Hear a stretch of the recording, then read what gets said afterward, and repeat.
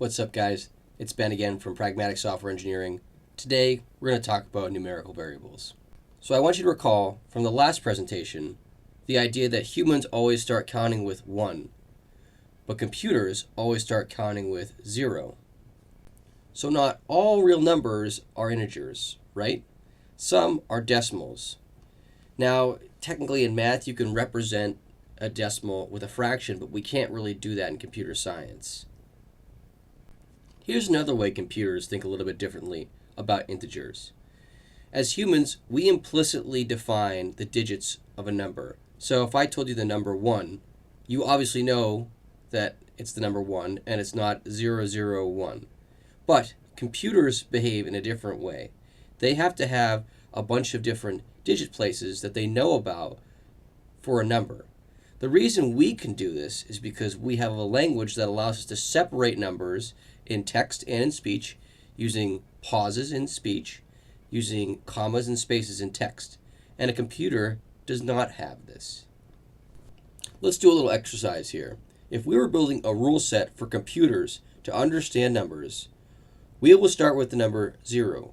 But where do we stop? Do we stop at 100, a million, 1 billion?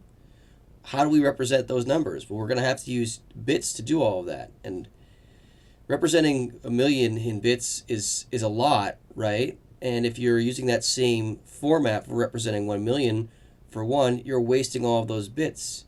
It's kind of clumsy, right? You don't have to read 00001 at the cash register when you owe somebody $1. That doesn't make any sense. And we could use that information to store other integers. Well, here's what we can do. We can classify these numbers by their length. So we'll have small numbers, medium numbers, big numbers, and huge numbers. So I want to preface this slide with one thing. If you are an OS guy, or you're programming operating systems, this numerical variables table is a little bit more complicated for you. But for most of us Java or Python or C developers, this is really the paradigm that's shared across language. So if you want to represent the number 255, you would use a byte. You don't need to use a long. A short, its maximum value is somewhere around 32,000. An integer, even more, and the long, even more than that. If you're going to represent a decimal number, you're probably going to use a float. But if you have a really, really, really important decimal number where you cannot accept any sort of rounding off, you will use this thing called a double. So it's important for us to understand how integers and floats play together in code. On the left here, you see I've written some code, and I'm going to create variable a, who is an integer, and I'm going to set him to the number 1. And I'm going to create a float b, and I'm going to set him to 2.0. And to tell Java that this is a floating point number, I have to end the number with f. I could use capital F, or I could use lowercase f. I'm going to print this out so we can see this. We're going to print out A, and then we're going to print out B. And when I run this, we should see 1 and 2.0. 1 and 2.0.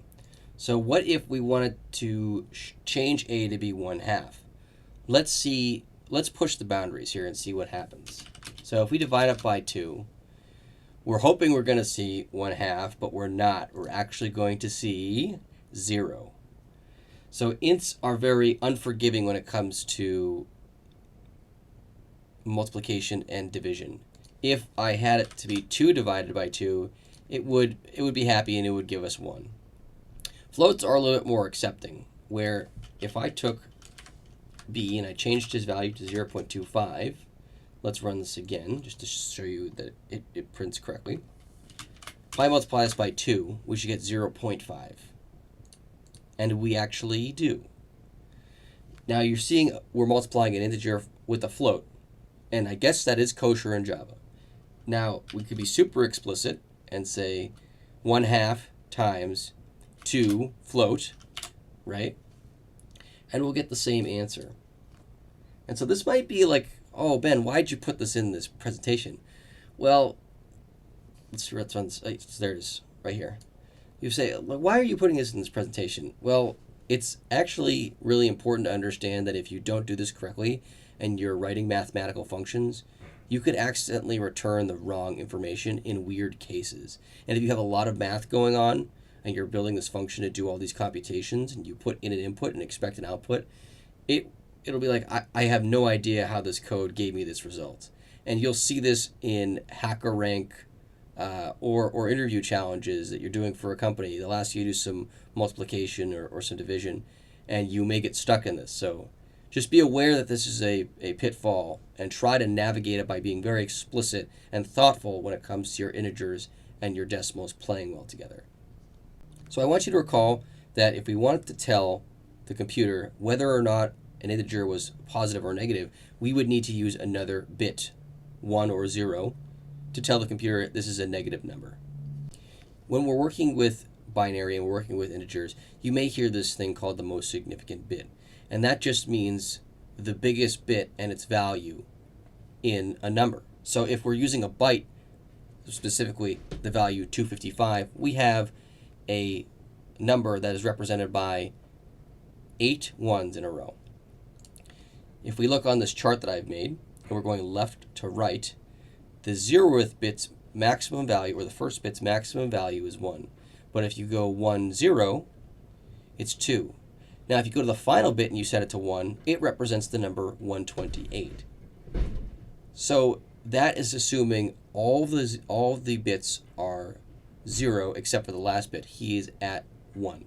If you set them all as we go from the bit numbers, so if all numbers are 1, we get 1, 3, 1, 1 is 3, 1, 1, 1 is, so that's 3, 1 bits.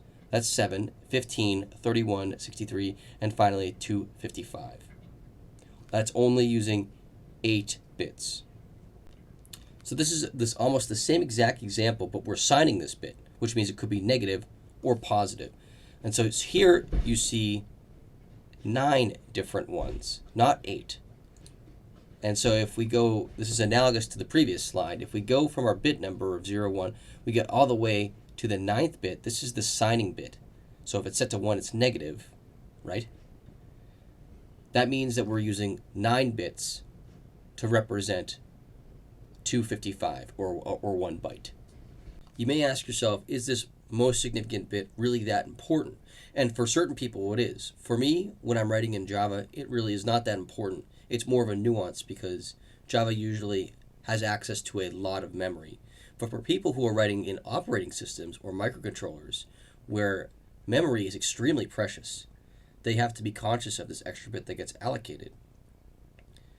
Additionally, there are ways to get around this. So if you don't want to be using signed bits and you want to be using unsigned bits, you can express the following value in this in a little bit of a different way. The value negative 255 is a signed bit, but the value of negative 255 also is the same value as 0 minus 255. So in there you're creating two different integers, if you need to get around this, two different integers, 0 and 255, and you're doing a subtraction to represent the negative 255. That's all, folks. In conclusion, computers classify integers by their value. So a very small integer could be represented by a byte, but a very large integer might be represented by a long. Also recall that there are things called floats and doubles, and they represent decimals.